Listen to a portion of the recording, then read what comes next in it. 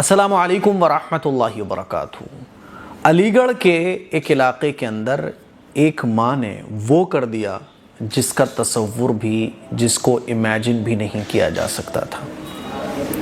تقریباً 8 لاکھ روپے لے کر وہ اپنے ہونے والے داماد کے ساتھ ہی فرار ہو گئی۔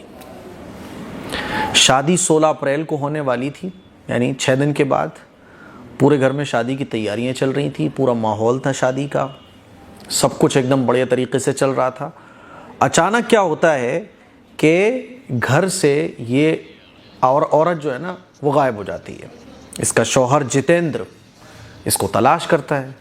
جب صبح سے لے کے شام ہو جاتی ہے، اس عورت کا پتہ نہیں چلتا یہ کہاں گئی، تو گھر والوں کو فکر ہوتی ہے۔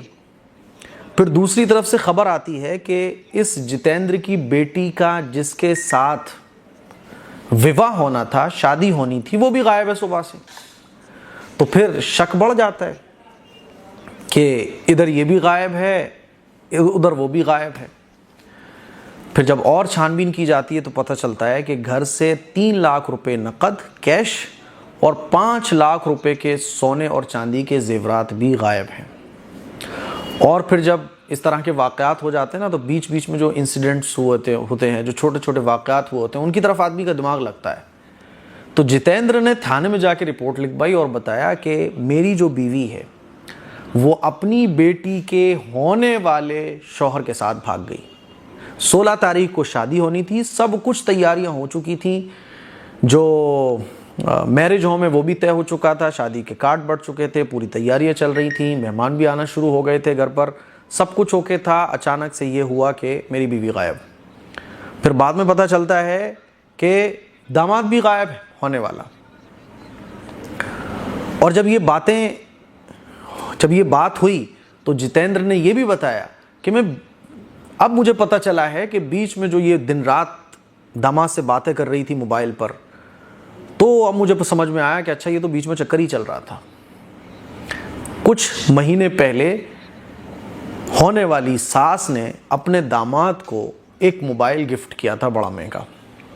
جتیندر نے بتایا کہ میں دیکھتا تھا کہ رات کو، دن کو، صبح شام 15-20 گھنٹے بات چل رہی ہے، یعنی میری بیٹی سے بات ہونا چاہیے وہ تو ہے کم، لیکن میری بیوی سے یعنی ساس سے بات چل رہی ہے 20-20 15-15 گھنٹے۔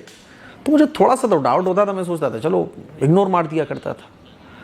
لیکن جب یہ داماد اور ساس 8 لاکھ روپے کے زیورات لے کے فرار ہو گئے اور اب میری بدنامی ہو چکی ہے، میں کہیں شکل دکھانے کے قابل نہیں رہا، میری بچی کا سب کچھ بگڑ گیا، سب کچھ برباد ہو گیا، میری بچی کی زندگی برباد ہو گئی، اب میری بچی سے کون شادی کرے گا؟ یہ وہ افسوسناک خبر ہے جو علی گڑھ میں جتیندر نامی ایک شخص نے پوری بیان کی اور تھانے میں جا کے رپورٹ لکھوائی۔ یہ میں پوری خبر اسکرین پہ لگا رہا ہوں۔ اب یہ خبر میں آپ لوگوں کو کیوں سنا رہا ہوں؟ میں آپ لوگوں کو یہ خبر اس لیے سنا رہا ہوں کہ دیکھو اللہ کے نبی صلی اللہ علیہ وسلم کے جو فرمان ہیں، اللہ کے نبی صلی اللہ علیہ وسلم کے جو ارشادات ہیں، اللہ کے نبی صلی اللہ علیہ وسلم کی جو تعلیمات ہیں، یاد رکھو آپ اپنے بچوں کے بارے میں وہ نہیں سوچ سکتے جو نبی نے اپنے امتی کے بارے میں سوچا ہے۔ آپ اس ڈیپ لیول پہ جا کے اپنے بچوں کے لیے خیرخواہی والے کام کر ہی نہیں سکتے ہو جو رسول اللہ صلی اللہ علیہ وسلم نے اللہ کی وحی کے ذریعے آپ کو بتا دیے۔ پردے کا ایک اسلامی نظام ہے، یہ جو پردے کا نظام اسلام میں ہے نا، وہ اسی لیے ہے تاکہ اس طرح کے فتنے فساد پر پابندیاں لگیں۔ جب اس طرح کی باؤنڈیشن ہٹتی ہے تو پھر اس طرح کے واقعات رونما ہوتے ہیں۔ اسلام نے کہا کہ کوئی بھی غیر محرم سے بہت زیادہ تو دور کی بات ہے، غیر محرم سے پردہ ہونا چاہیے، اور غیر محرم میں بھی اگر کبھی بات کرنے کی کسی غیر محرم سے ضرورت پڑ جائے تو پردے کی آڑ میں اور بہت نرمی کے ساتھ نہیں، بس کام کی بات، اس کے بعد فنش۔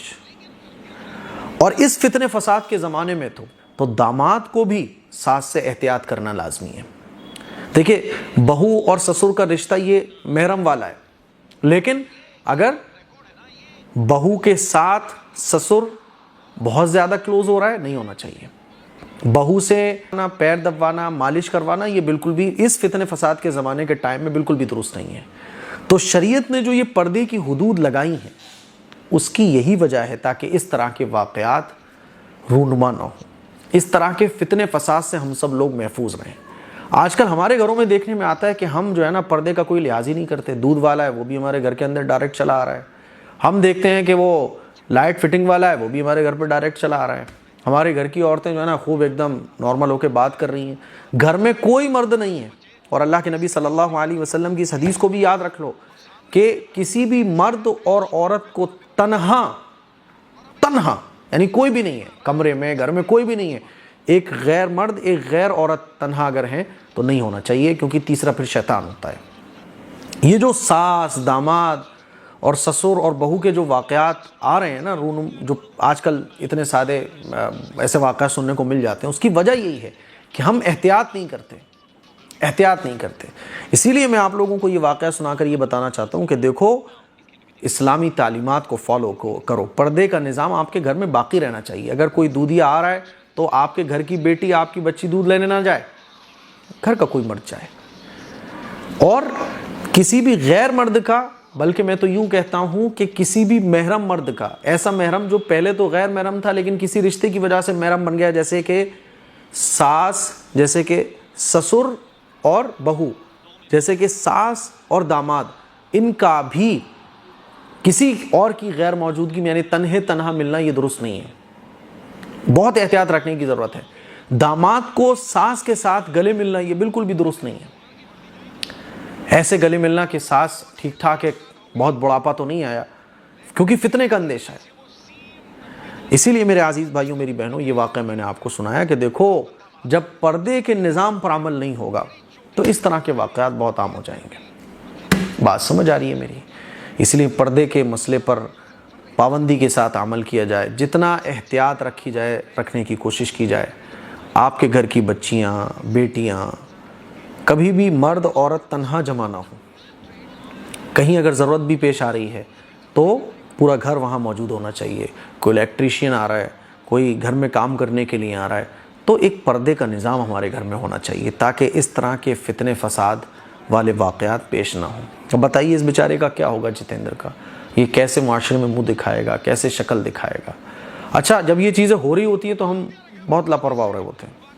جب یہ چیزیں ہو جاتی ہیں تو ہم ہائے ہلہ مچا رہے ہوتے ہیں. بھائی جب یہ چیزیں آپ کو شک والی لگے نا تھوڑی سی, تبھی الرٹ ہو جاؤ, تبھی جو ہے چیل جیسی نظر رکھنا شروع کر دو تاکہ اس طرح کے نقصانات سے آپ بچ سکیں. اس کلپ کو شیئر کریں, دوسروں تک پہنچائیں. السلام علیکم ورحمۃ اللہ وبرکاتہ.